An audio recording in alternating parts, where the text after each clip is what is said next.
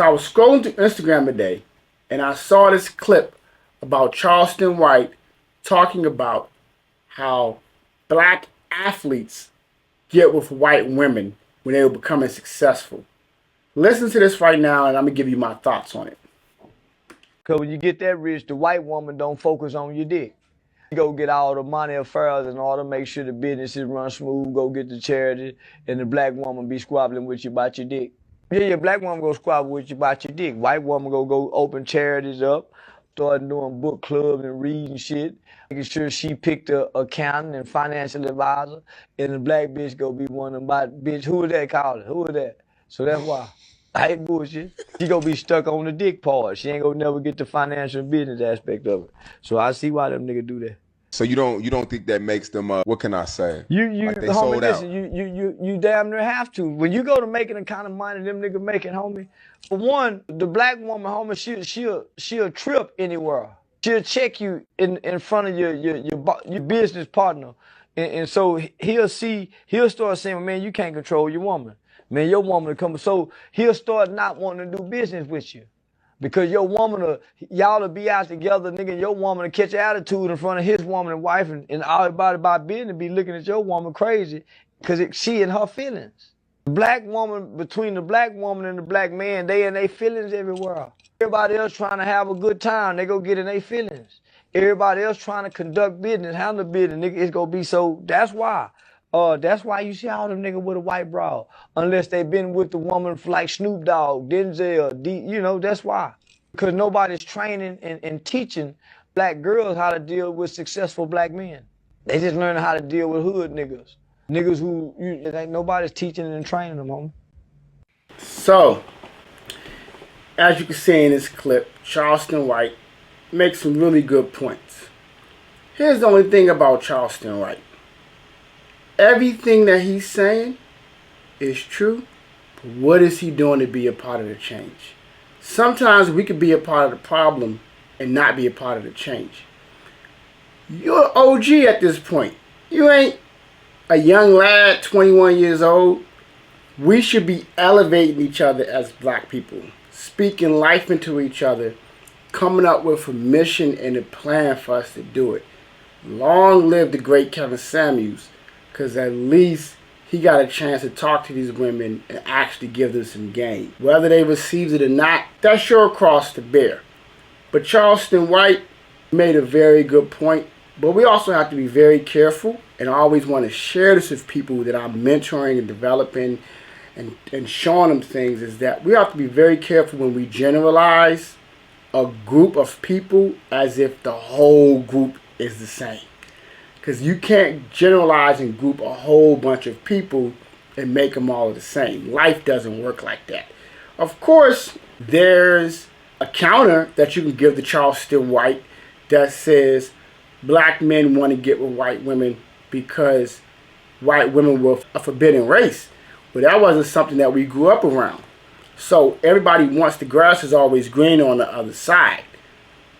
But we've yet to see a black man be very successful like a Barack Obama and not have a queen on his arms. Now me, I'm open to all of that. I'm open to, I don't even see color or see race, because love is love and who you love is who you love.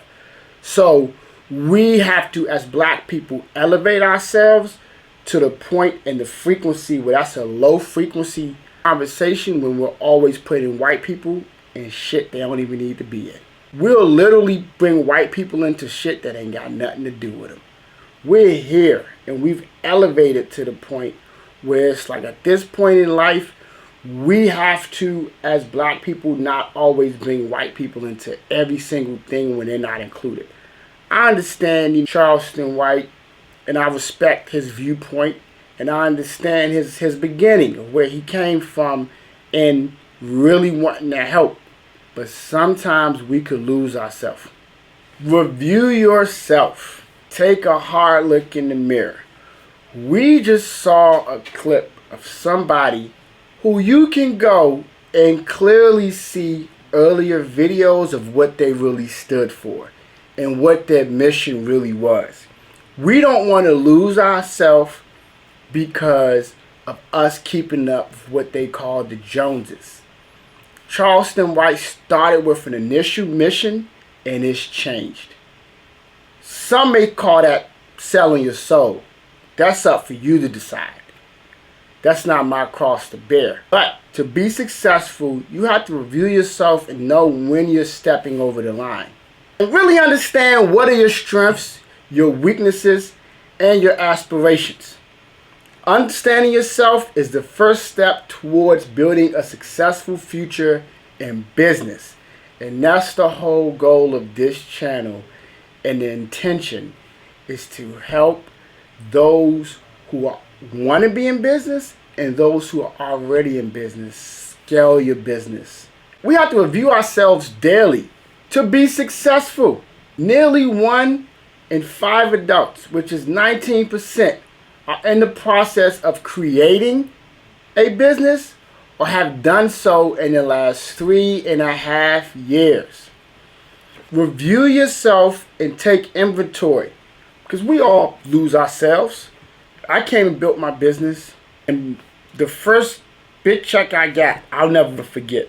It was for $190,000. I spent that shit so fast because I had never seen anybody in my family get a check like that. So I had to learn from that, which is reviewing yourself, so that I didn't make that mistake again. The money was gone in 3 months. At the time, I told my ex, she was an electronic fanatic. I told her, silly rabbit, tricks are for kids. I told her she had 10 minutes in Best Buy to get whatever she wanted. I've never seen somebody run so fast in my life.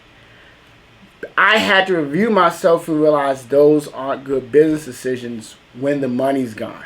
Number 2, face your fears. Fear can paralyze us, keeping us from reaching our full potential. Confront your fears head on and push past them. Remember, growth lies just beyond your comfort zone. Exercise your willpower. Your willpower is a muscle that needs regular exercise. Your mind needs regular exercise. Just like you go to the gym and just like you work out to get fit, you have to do the same thing for your mind on a regular basis. Well, Impact, how do we do that? I'm about to tell you how to do that. I'm about to give you the secret to how that happens. Every morning when you get up, don't grab your phone. Actually, you're going to do yourself a service by taking your phone and putting it on the other side of your room, so when your alarm clock goes off. I've been an entrepreneur for a very long time. I don't have an alarm clock. I get up when I want to. One of the benefits of working for yourself and being self-employed. But if you do have to get up with an alarm clock, put your phone on the other side of the room, and when it goes off, gives yourself a chance to get up and not start scrolling on your phone. And repeat affirmations. There's an affirmation I said to myself that I suggest you say to yourself at least 4 to 12 times a day. Preferably 4 times in the morning, 4 times in the middle of the day, and 4 times at night. And that is, I'm going to be the first multimillionaire in my family, but not the last. I'm going to be the first multimillionaire in my family, but not the last. That's the exercise of your mind. Yeah. How you get your conscious mind to feed to your subconscious mind. I'm going to be the first multimillionaire in my family, but not the last. And you're going to wonder and marvel at how that happens. Stay focused. Resist temptation, even when it gets tough. Number 3, admit your mistakes. We saw the Charleston White interview. He made really good points, a lot of which I agree with. But we also have to always be accountable to the responsibility that we have when we're successful. Making sure what we're giving and what we're putting into the universe is affecting a positive outcome. because you can't participate in the cause and not expect the effect. It's so important because a lot of times we participate in things without understanding the repercussions of what we're doing. There's so many people that have come in the world, the Osama bin Ladens of the world, that did so much damage, and you can feel that negative energy floating through the universe. So, the third principle is admit your mistakes. I'm sorry might be the two most powerful words. Even better than I'm sorry, I apologize. These may be the best words in the human language. Admit your mistake to yourself and others when it's needed.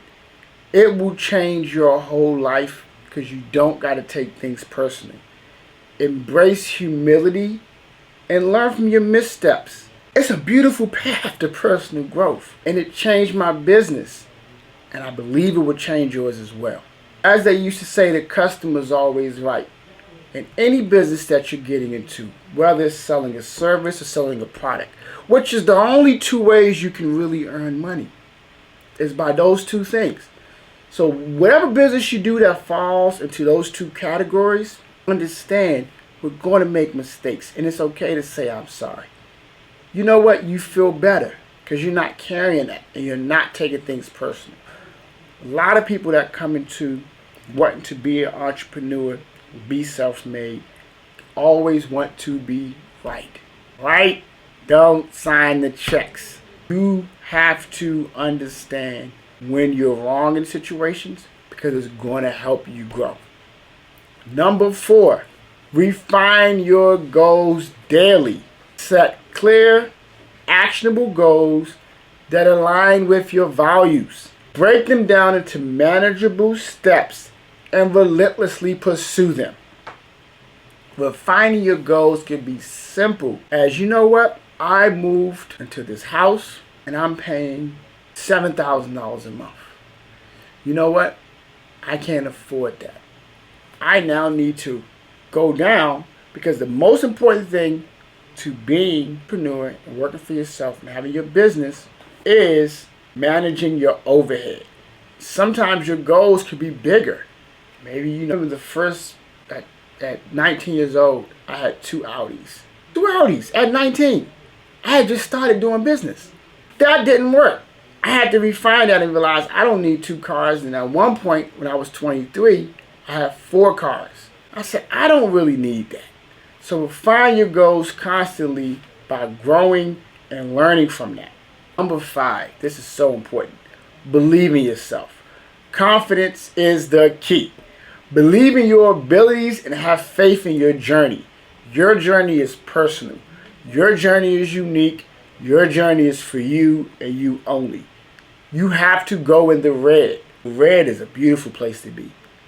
What I call the red is realizing every dream. You have to realize every dream. What does that mean? That means that your dream might not be the same dream as somebody else's dream. So your dream might be, hey, my father or my mother never went after their business and worked for themselves. I did that. You just realize the dream. We can't compare our lives to the Jay-Z's and the Beyoncé's of the world. Compare your journey to your journey and your journey only. Trust that you have what it takes to overcome obstacles and achieve your dreams. Number 6, ask for wisdom. Napoleon Hill says something that has always really stuck with me, and to this day, like we said, you have to train your muscle of your mind, same way you train your body. Ask for wisdom. Napoleon Hill said, and I say this to myself probably 5 times a day, I ask not for more riches, but for more wisdom. To receive the riches I was given at birth and the ability to control and direct my mind to whatever ends I desire. We have the ability to control our mind, and we were given that at birth. So you have to train this. This is a thing that a lot of people don't work on. And if you're afraid, which is easy to be, of going after your dreams, you know the muscle you got to build. This is a breakthrough because now you can start saying, when I train this muscle, I'm going to get stronger over time. If you say that to yourself on a daily basis, and like I mentioned, write it with your weak hand. So if you're right-handed, write it with your left hand. I don't ask for more riches, I ask for more wisdom. Seek guidance from within and without. Ask for wisdom and navigate the challenges of today and tomorrow.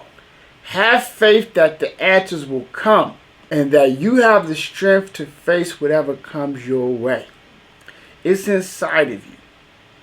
If you reach this much of what we're sharing and what I want you to take of what I had to learn that took me years to learn, you have it in you to go after your dreams.